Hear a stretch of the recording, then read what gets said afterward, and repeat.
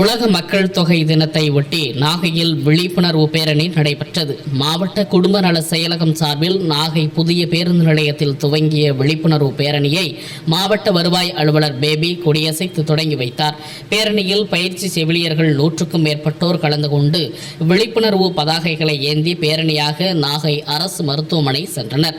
முன்னதாக உலக மக்கள் தொகை உறுதிமொழி எடுத்துக் கொள்ளப்பட்டது.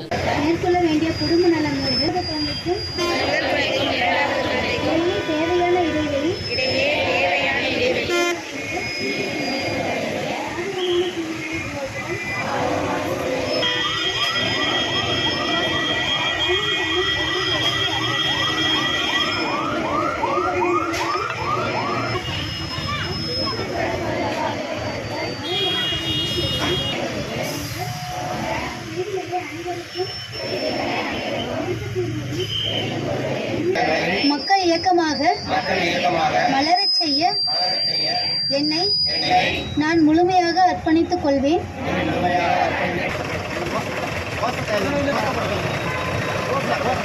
குறைப்போம்